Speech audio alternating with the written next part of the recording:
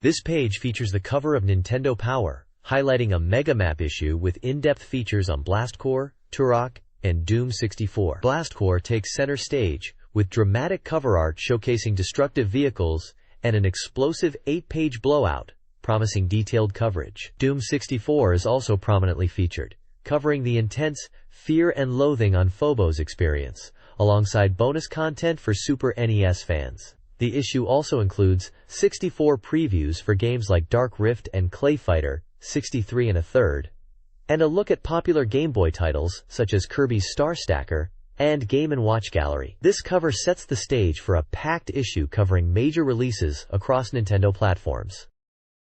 This page presents the magazine's table of contents for Volume 95, April 1997. It clearly lays out the issue's focus, confirming the deep dives mentioned on the cover. The contents are split into strategy, special features, and every issue sections.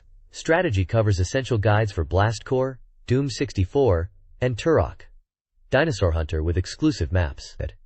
It also includes strategy for Super Metroid and Super NES Doom, keeping the retro fans covered. Special features offer interviews and previews for upcoming titles like Clay Fighter 63 1/3 and Dark Rift, along with practical advice like becoming a game tester. Visual highlights on the left showcase screenshots from Doom 64, Turok, and the Clay Fighter preview, making it easy to find the major articles. This issue is clearly packed with guides and previews across Nintendo platforms.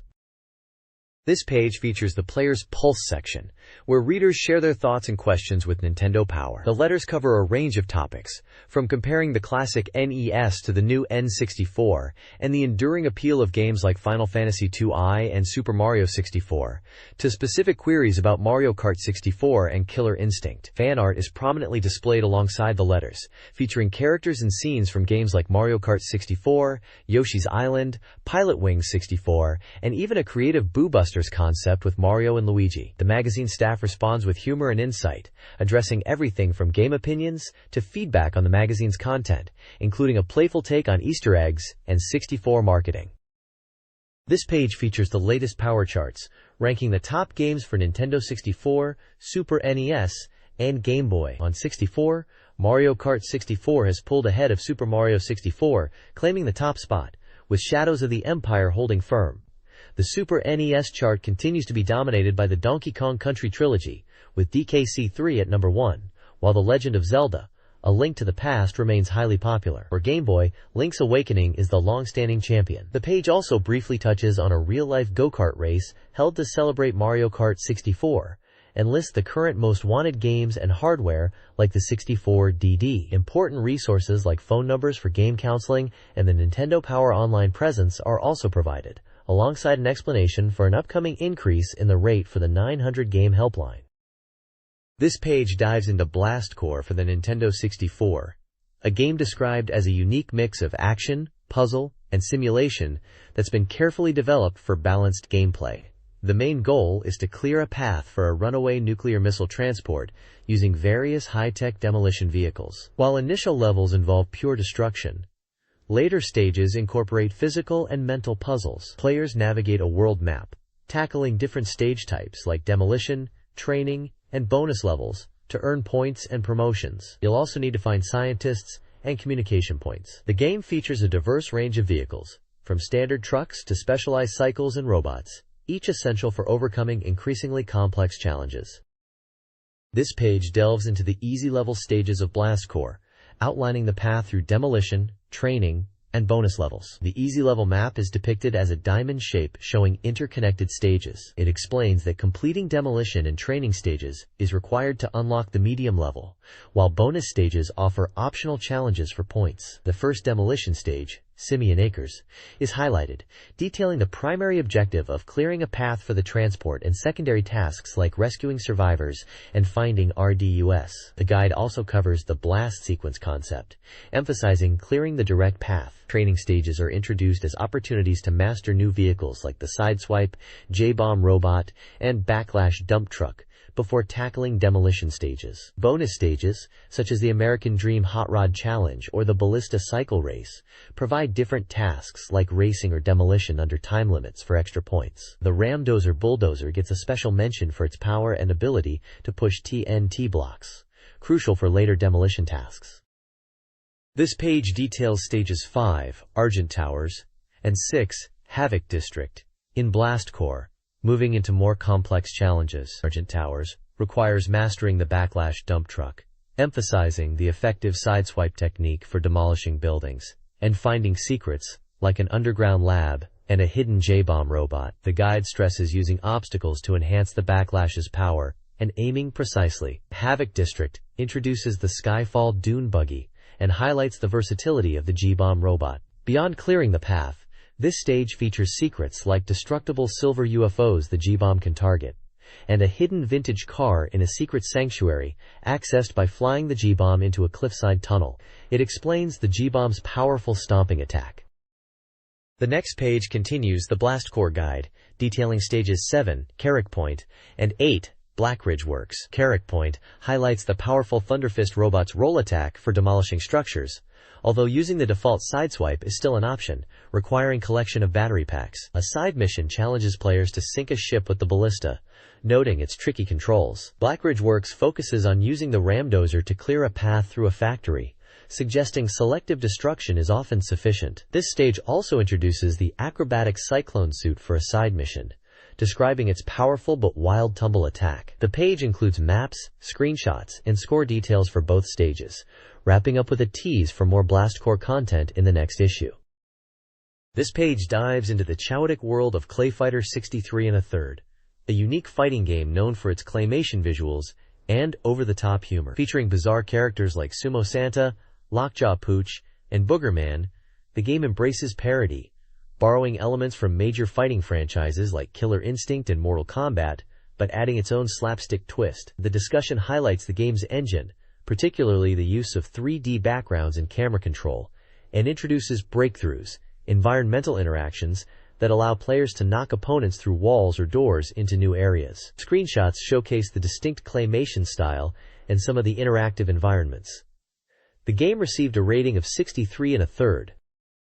This page continues the deep dive into Clayfighter 63 1/3, presented through an interview between Power and Airy. The discussion reveals the game features hidden characters and cameos, plus voice talent from industry greats, including Rob Paulson, Frank Welker, and Dan Castellaneta. We learn about character taunts and unique moves like claytalities and spillets, where parts of the clay characters fly off. The interview details the intricate stop-motion animation process involving maquettes and filming. The developers confirm the game aims for 60 frames per second and promises more variety than other 64 fighters. With a tentative June release, the team jokes about finishing the game after taking time off from Mario Kart 64. The page features images of characters Taffy, Lady Liberty, Hoppy, Hungan, and Bad Mr. Frosty, along with gameplay screenshots, reinforcing the game's distinct claymation style.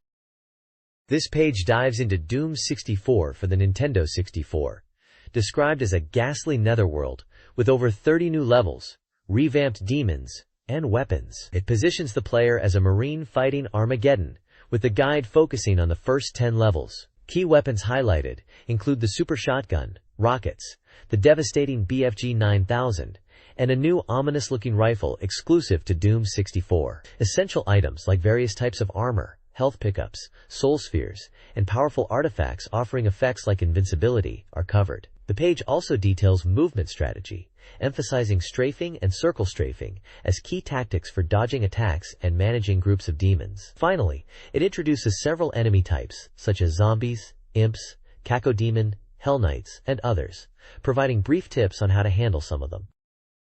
This page provides an in-depth guide for navigating the initial levels of Doom 64. It covers the staging area, main engineering, the terraformer, and holding area, offering players detailed maps of each level alongside step-by-step instructions. The guide walks you through finding essential weapons, like the chainsaw and super shotgun, locating colored keys to unlock pathways, discovering hidden secret areas, and tackling the various demons encountered. Screenshots illustrate key points and environments, helping you progress through the game's ghastly early stages. emphasizing the critical need to find power-ups and utilize switches to open new areas and advance. The next page delves further into the ghastly world of Doom 64, providing comprehensive guides for the Tech Center, Alpha Quadrant, and Research Lab levels. Detailed maps and numbered walkthroughs steer players through these complex areas. You'll learn how to acquire colored keys, find crucial weapons and power-ups like the Supercharge and Armor, activate various switches to open new paths, and confront powerful demons such as the Baron of Hell, Spectres, and Hell Knights. The guides emphasize strategic movement and utilizing the environment to overcome obstacles and advance.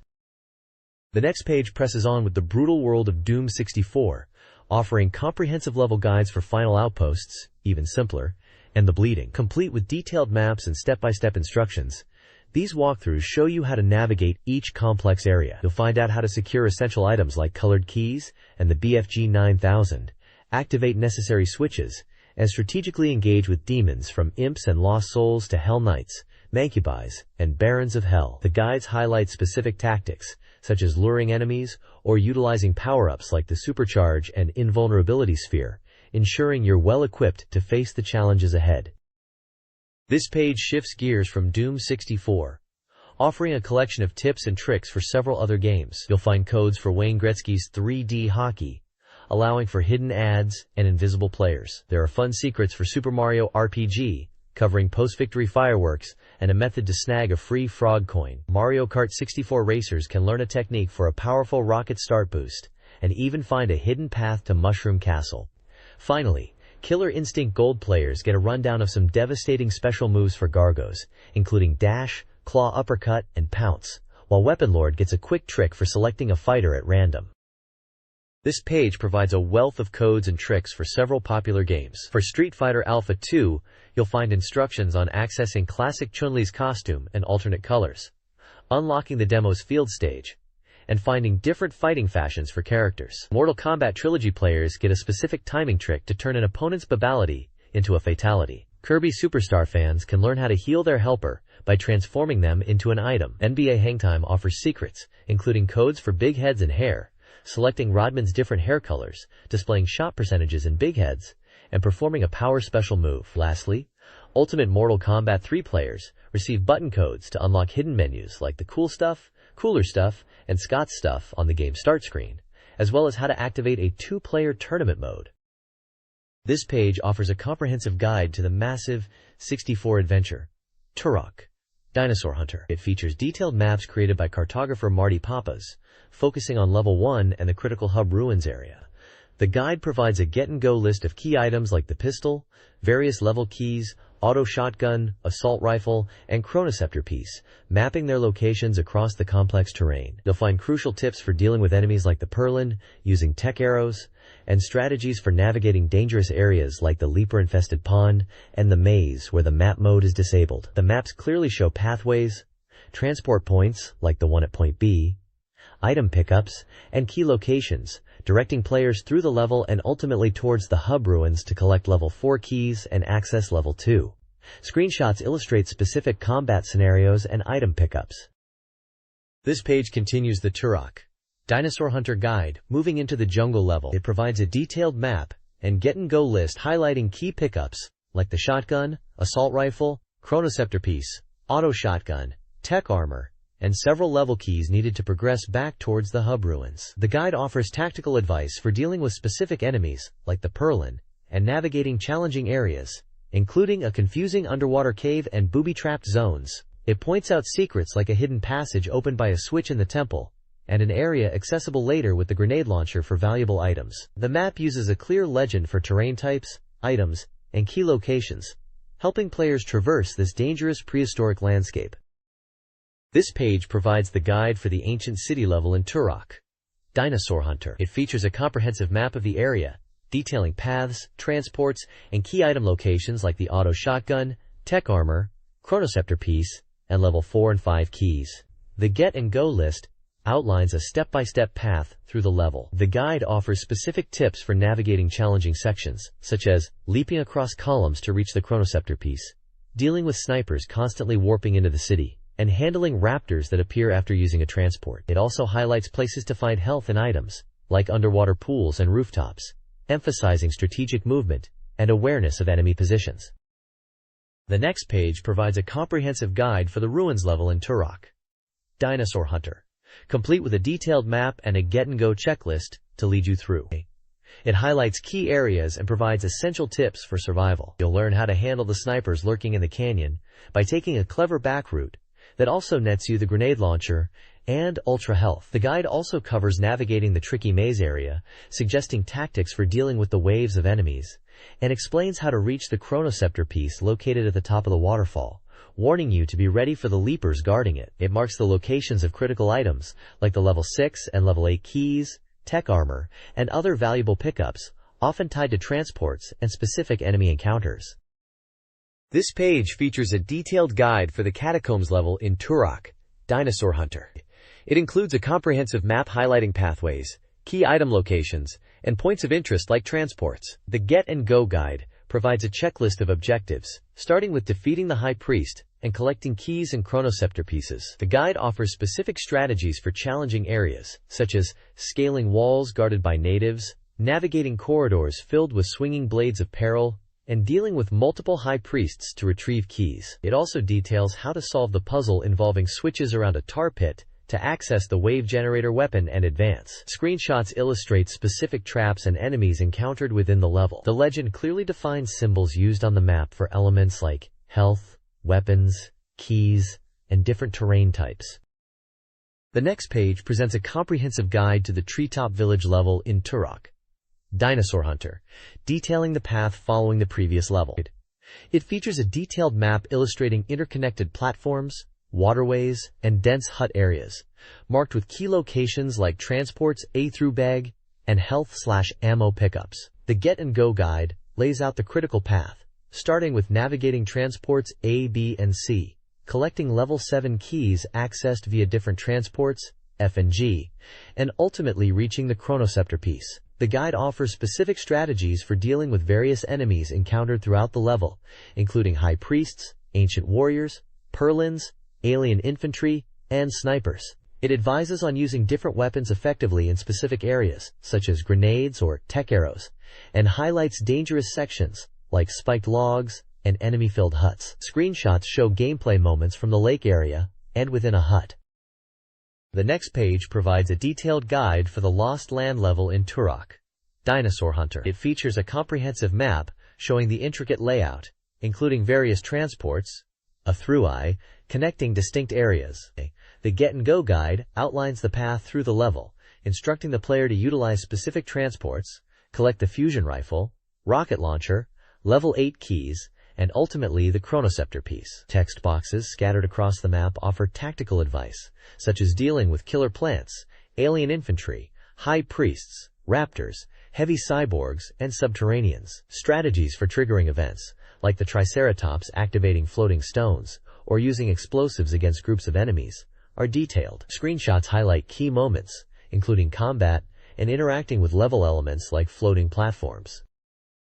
This page continues the Turok, Dinosaur Hunter guide, focusing on the final confrontation. It provides a detailed map of the final level area, outlining the path towards the ultimate challenge. The Get and Go guide lists the crucial steps, involving navigating through transports and ultimately facing the Trex and campaigner. Text boxes around the map offer strategic tips for overcoming various sections, highlighting key enemy encounters like cyborgs, and pointing out essential items and health pickups. Screenshots depict intense combat situations against formidable foes as you prepare for the final battles.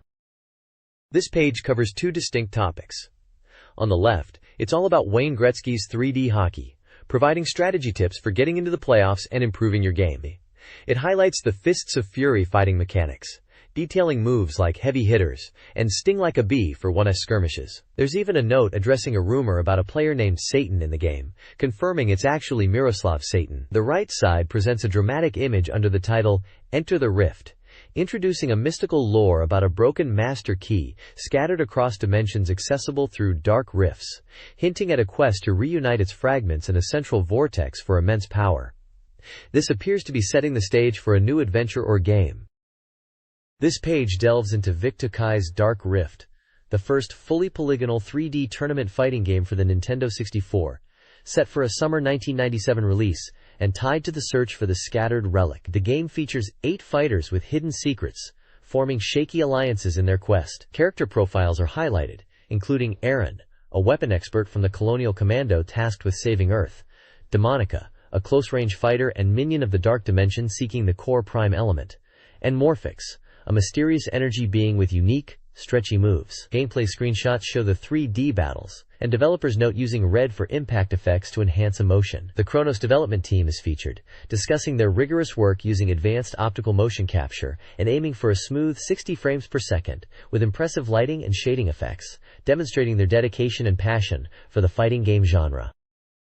The next page continues the deep dive into Dark Rift, featuring more character profiles for this polygonal fighting game. We meet Scarlet, a powerful ex-custodian who prefers classic weapons and shuns technology, and Gore, a strong but not particularly swift axe-wielding champion with a devastating ground stomp attack. The page also introduces Nikki, a troublemaking princess skilled in inverse kinematics, seemingly in the fight just for fun, and the mysterious Zen Muron, a fast warrior with a mix of ninja and samurai techniques. A feature on the motion capture process, titled Fighting the Agony of Defeat, details how developers used optical motion capture, even mentioning specific actors, like an ex-football player for the Beast characters, and an actress for Eve's moves. Finally, a memo reveals Nintendo Power Plan's further coverage and warns employees not to spill details about hidden characters or the game's many secrets and endings. This page pulls back the curtain on the demanding world of video game testing, affectionately referring to testers as bug killers. It highlights that the job isn't just fun in games, but involves diligently hunting down programming defects. The feature profiles testers at NOAA, revealing their process of playing games in unusual ways to find glitches, often working long hours and needing significant patience. The article outlines the essential qualities for a successful bug killer, including sharp attention to detail, strong communication, perseverance, creativity, and problem-solving skills, emphasizing that it's a rigorous job critical to delivering polished games. This page elaborates on the game testing profession, detailing the step-by-step process testers follow, from playing the game meticulously to suggesting improvements. It highlights the path forward by profiling former bug killers, like Scott Paris, now a lead game programmer, and Jeremy Airy, now a producer, demonstrating how testing can be a crucial entry point into the industry and lead to roles in programming or production. The verdict confirms that while it's hard work, game testing offers a way to gain experience and potentially transition into making games yourself if you have the passion. The page also illustrates common types of bugs encountered, including technical glitches and content issues. This page dives deep into Super Metroid, presenting a demanding time trial challenge, completing the game in under 3 hours to unlock the best ending. It emphasizes that achieving this requires significant knowledge and skill, not just casual play. The page acts as a guide, featuring detailed maps and step-by-step instructions for key areas like Criteria, Brinstar, and Norfair. It highlights essential items crucial for speedrunning, such as the morphing ball, bombs, charge beam, super missiles, and power bombs, providing a map key to locate these and other vital resources like energy tanks and save points. Small screenshots illustrate specific areas and bosses like Torizo and Spore Spawn, offering visual cues for players aiming to shave off precious minutes. The core message is clear: master the maps, know where to go, efficiently defeat enemies, and strategically use items to conquer this challenging speed goal. The next page continues the Super Metroid Speedrun Guide, focusing on navigating the challenging areas of Norfair and the wrecked ship. Detailed maps are provided for both regions, complete with numbered steps corresponding to the instructions on how to proceed and collect vital items. This section guides players through obtaining crucial equipment, like the Ice Beam, Speed Booster, Grappling Beam, X-Ray Scope, Wave Beam, and the Gravity Suit.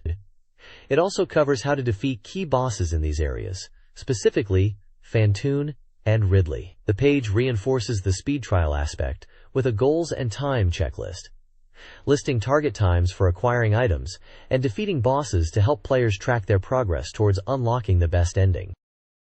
This page continues the extensive Super Metroid Speedrun Guide, moving into the final areas. It provides detailed maps and step-by-step instructions for navigating Meridia, helping you acquire crucial items like the Plasma Beam, Space Jump, and Spring Ball, and offering a strategy to defeat the formidable boss Dragon. The guide then moves into the Perilous Turian, outlining how to tackle Metroids and the Giant Metroid, before the final confrontation with Mother Brain in her two forms. There are also dedicated sections providing concise strategies for beating all the game's major bosses: Torizo, Kraid, Phantoon, Dragon, and Mother Brain. The page concludes with the thrilling escape sequence, emphasizing the importance of speed to achieve the game's best ending. This page dives deep into the Super NES port of Doom, focusing on the first area, Knee-Deep in the Dead. It presents detailed maps for several levels, including Hangar, Nuclear Plant, Toxic Refinery, Phobos Lab, Military Base, highlighted as a secret level, Computer Station, Command Control, and Phobos Anomaly. Each map is accompanied by a brief description, offering navigation tips, highlighting secret areas, or warning about specific enemy encounters or challenges. The guide emphasizes the game's difficulty and the strategic advantage these maps provide for tackling Doom's demonic hordes and finding hidden passages. It's essential information for any player looking to conquer these classic levels on the SNES. This page continues the deep dive into the Super NES version of Doom, moving into Area 2, the Shores of Hell. It highlights that these maps are significantly more challenging, demanding better navigation and puzzle-solving skills.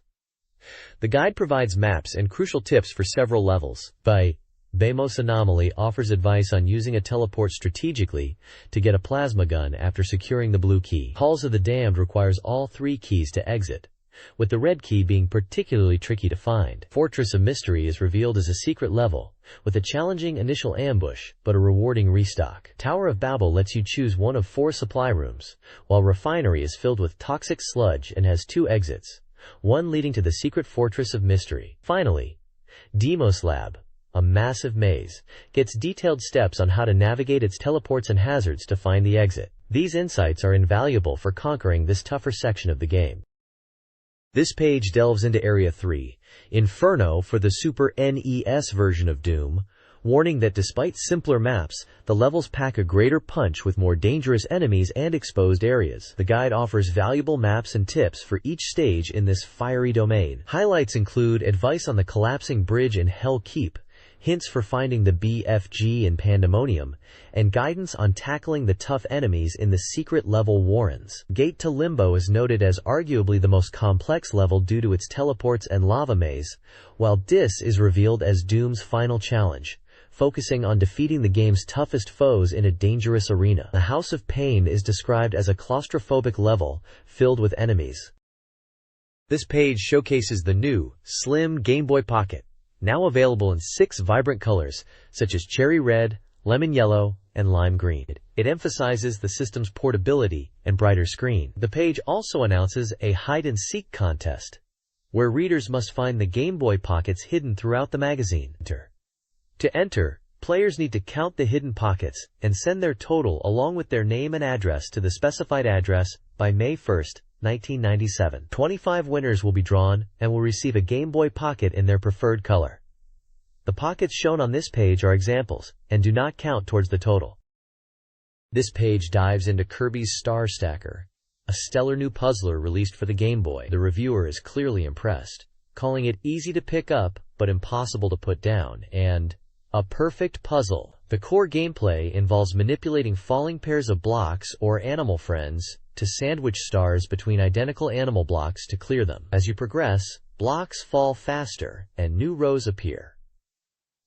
The game offers 4 distinct modes. Round Clear challenges you to clear a set number of stars to advance through rounds with increasing difficulty. The Versus mode pits 2 players against each other using the GameLink cable, racing to clear their screen and send blocks to their opponent. Time Attack tests how many stars you can clear in a frantic 3 minutes. Finally, the Challenge mode offers a variety of skill levels without time limits, focusing on clearing a specific number of stars or practicing strategies. It sounds like a versatile and engaging puzzle experience. This page offers advanced strategies for mastering Kirby's Star Stacker on the Game Boy. It delves into techniques like creating friend blocks by sandwiching stars between matching animal friends to clear them, and triggering chain reactions, which cause cascading clears for massive points. The guide emphasizes the importance of watching the next block preview to plan moves and maximize clears per pair. It also covers dealing with opponent attacks, specifically DD's Fist, which adds rows from the bottom. Keeping the center columns clear is key for players finding harder difficulties challenging. The advice is to start slowly and build skills before increasing the pace. Finally, the game saves your best scores in challenge and time attack modes, providing a goal for players to strive for and beat their personal bests. Kirby, his animal friends, and DD are featured throughout, with screenshots illustrating the explained techniques. This page dives into the world of Game & Watch portable games, specifically highlighting the classic titles Fire and Manhole and their updated versions on the Game Boy. It explains how these simple games were big hits in the early 80s. Fire. The classic gameplay involves using a net to catch people jumping from a burning building and bouncing them into an ambulance. The modern version adds Nintendo characters like Mario, Luigi, Toad, and Donkey Kong as the jumpers, introducing varying bounce speeds and items like superstars to help. Manhole's classic version requires placing covers over holes on platforms to prevent pedestrians from falling, using diagonal movement to manage multiple gaps. The updated Manhole on Game Boy features Yoshi using his tongue to cover 4 holes, with characters like Toad and Donkey Kong falling, offering more leeway in gameplay that speeds up and slows down. The article showcases screenshots of both the classic and modern iterations of each game, emphasizing the blend of simple core mechanics with new Nintendo flair.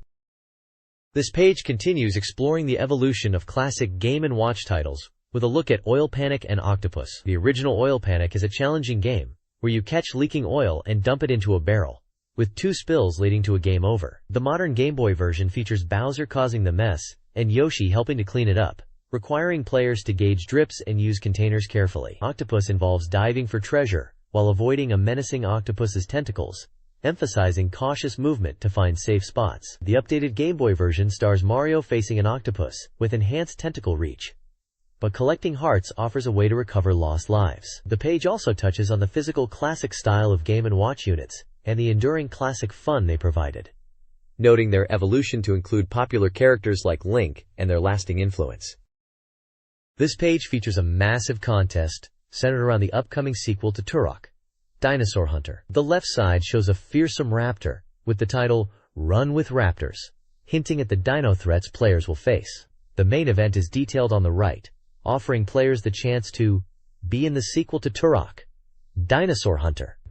The grand prize winner gets to travel to the developers, have their image and voice digitized to appear in the game as a health power-up, and also win the original Turok N64 game. Other prizes include a Turok survival kit and Nintendo Power t-shirts. Alongside the contest details, there's information for the NP Players poll, urging readers to vote. This is a cool opportunity for fans to actually become part of the game world. This page is the Counselor's Corner, offering tips and tricks for players. For Harvest Moon, it explains why you can't buy livestock. You need enough grass growing. It also clarifies why your cows might not produce milk, detailing the need to care for them daily and buy a milking machine. Shifting gears to Donkey Kong Country 3. Dixie Kong's Double Trouble. The page provides walkthroughs for finding specific secrets. It tells you how to reach Stampede Sprint's 3rd bonus barrel by keeping Perry with you, locate the DK coin in Ripsaw Rage using an auto-fire barrel and the Ripsaw itself, and find the 3rd bonus barrel in Swoopy Salvo by navigating past stingers and swoopies. This page continues the Counselor's Corner, providing helpful tips for several games. For Super Mario 64, you learn how to quickly flood Wet Dry World to reach the pink bomb at the top, and how to freeze the clock in Tick-Tock Clock to easily collect the red coin star. It also details how to get the star inside the snowman's igloo using the Vanish Cap. Screenshots illustrate these key moments. Switching to the Game Boy title Cutthroat Island, the guide explains when you can perform a bonus move, requiring a full aggression meter after specific levels, and offers a strategy for defeating Governor Ainsley by trapping him with slide kicks. Finally, a Q&A section provides quick answers for Killer Instinct Gold, Super Mario RPG, and Pinocchio, covering topics like special moves, game saves, item functions, and level navigation. This page provides expert strategies for defeating some of the toughest bosses in various games. Learn how to take down Marks the Bird in Kirby Superstar by using the hammer, watching his movements, and utilizing the screen's corners. For Marvel Superheroes, War of the Gems, get tips on fighting Thanos, emphasizing mobility to avoid his attacks, selecting a fast character, using special moves, and the benefit of the Soul Gem. In Boogerman, a pick-and-flick adventure, Master defeating the Boogermeister by switching sides during charges, effectively using your flicking attacks, and finding safe spots on pedestals. Finally, for Mohawk and Headphone Jack, discover the key to beating General Headslot's mech, including using explosives early, keeping your distance, and hitting his weak points by rolling into a spiked ball. Screenshots visually demonstrate these critical boss encounters. The next page continues the theme of beating tough opponents, this time focusing on bosses or tricky challenges in 4 different games. It provides strategies for tackling the Queen Alien in Alien 3, suggesting the blue flamethrower, and fuel conservation. For Prince of Persia 2, The Shadow and the Flame, the page details the final puzzle sequence involving a guard, a cobra, finding a portal, and breaking a spell to awaken the princess. Iron Man/XO Manowar, in Heavy Metal Tips, cover defeating General Krytos, recommending Iron Man's roundhouse kick, and precise timing after dispatching Baron Zemo. Lastly, for Indiana Jones and the Last Crusade, strategies are given for the final airship soldier using whips or bullets. And crucially, how to solve the Holy Grail puzzle by identifying the simple carpenter's goblet among ornate ones to save Indy's father. Screenshots illustrate key moments from each game. This page continues the Beat the Boss strategies with guides for Artie Lightfoot and Adam's Family Values. For Artie Lightfoot, learn how to take down the green reptile boss Viscounty by utilizing help from Don Jacoby, a jet platform, and precise tail attacks. In Adam's Family Values, the guide details defeating the transforming demon gargoyle, covering its different phases, attacks like fireballs and lasers, and essential tips like timing attacks and using items to survive. The page also features a review of Blast Corps on Nintendo 64, a game focused on using demolition machines to clear paths. The reviewer praises its innovative gameplay, great graphics, and the satisfying destruction, noting that the core fun lies in mastering the vehicles and objectives across many levels, although some vehicle controls can feel awkward. This page features reviews for 4 distinct games across Nintendo platforms. We start with Doom 64 on the Nintendo 64, which is described as more than just a port, featuring new maps and challenges while retaining the classic Doom feel, with improved 3D graphics and faster gameplay. It's an all-out action fest. Next up is Kirby's Star Stacker on Game Boy, a puzzle game where you clear pieces by sandwiching stars, offering various modes and hidden difficulties. Game & Watch Gallery brings 4 classic Game & Watch titles to the Game Boy, praised for their simple, engaging action despite being repetitive. Finally, 4-1 Pole Position on Game Boy delivers Formula One racing with realistic features and multiple modes, requiring fast times for success. The page also briefly touches on pros picks from various players, a guide to the power meter rating system, and ESRB rating icons. This page delves into NP's arena challenges for MCMXCV2. You're challenged to hit a home run derby home run before your first out in Ken Griffey Jr.'s winning run. Then, shave time off your Wave Race 64 run on Drake Lake. And in Super Mario 64, rack up coins in Tick-Tock Clock. The page also lists top performers from past challenges in games like Yoshi's Island, Mega Man X3, Pilot Wings 64, and Kirby's Superstar Deluxe. There's even a fun snack attack quiz to test your game food knowledge, and details on how to submit your own high scores for recognition. This page begins with the Pack Watch section, giving an insider look at future games, focusing heavily on upcoming Nintendo 64 titles. We get an update on Yoshi's Island 64, described as a 2.5D game with 3D rendered graphics in a side-scrolling format, compared to a super-enhanced Donkey Kong Country. Screenshots show Yoshi battling classic enemies like Shy Guys and Spinies, prompting a question about the game's potential challenge despite its cute appearance. The article also notes that Baby Mario hasn't been shown yet, with the developers hoping to keep him quiet if he appears. Next up is Star Fox 64, highlighting the new 4-player battle mode featuring tanks or Arwings across land and sky environments. The goal is to collect stars or kills in this training simulation-like mode. The article mentions the Rumble Pack accessory, previously called the Jolt Pack, which provides vibration feedback for added immersion during gameplay. Nintendo Power plans a deeper look at the Japanese version next month, before the North American release in June. Screenshots showcase the Chowropotic action and different vehicles in the battle mode.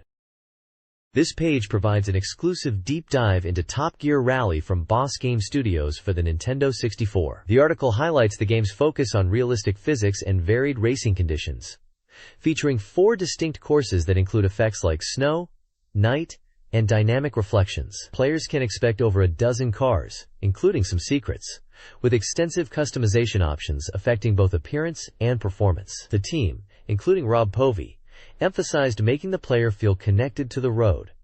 Screenshots showcase the detailed environments and car models. Based on this preview, the game is touted as potentially the best racing title in development for the N64, aiming for an August release. This page dives into previews for 4 upcoming games across different platforms. We start with King of Pro Baseball on 64, a Japanese release affectionately called Big Head Baseball that offers serious 3D simulations with arcade flair, official teams, and dynamic camera work showcasing character animations, including humorous reactions to strikeouts. It's graphical, intuitive, and hoped for a Western release. Next is Mission Impossible for N64.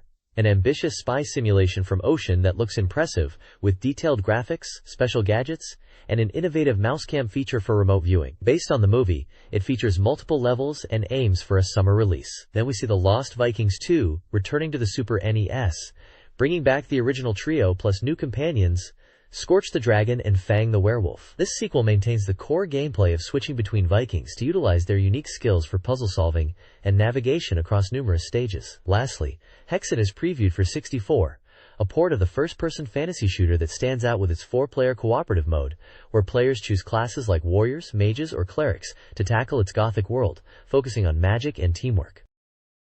This page starts with news that Nintendo Power is moving its online presence from America Online to its own website at www.nintendo.com to improve interactivity and content delivery. We also see several classic Game Boy titles are being re-released by various publishers, including Pac-Man, Remus Pac-Man, and Looney Tunes characters. There's an update on Freak Boy, a Virgin Interactive project that has evolved into an action puzzle game focusing on collecting orbs in strange worlds with unique gameplay mechanics tied to body zones and environmental interaction. Kemco is also working on an N64 snowboarding game, following up on their Top Gear Rally success. Paradigm Entertainment is developing Aero Fighter Assault for 64, which blends realistic jet combat with fighting giant monsters. Midway is gearing up with 64 titles, like the racing game San Francisco Rush, The Fighter Mace, and Biofreaks, a new fighting game featuring bionically enhanced warriors, while GT Interactive is revamping Duke Nukem 3D for a more adventurous N64 experience. Konami is bringing the realistic soccer game J-League Perfect Striker to North America, and other 64 games like Jam Extreme and Magic: The Gathering are in the works. Finally, a release forecast provides tentative timelines for many upcoming games on 64, Super NES, and Game Boy. This page previews the upcoming May 1997 issue, Volume 96. We get sneak peeks at major features like FIFA Soccer 64, highlighting its authentic player count and camera angles. Lost Vikings 2 is teased, bringing back Eric, Olaf, and Baleog, with new challenges against Tomater. Star Fox 64 gets a preview, showing Fox McCloud's return to flight. The Part 2 cruise section promises continuing guides for Doom 64 Part 2 and Blast Corps Part 2, detailing deep labyrinths and destructive stages. The May issue will also reveal the results of the 1996 Nintendo Power Awards, listing many games that scored highly in a player poll. The page prominently features Mario standing near a road sign pointing to www.nintendo.com, symbolizing Nintendo's online presence.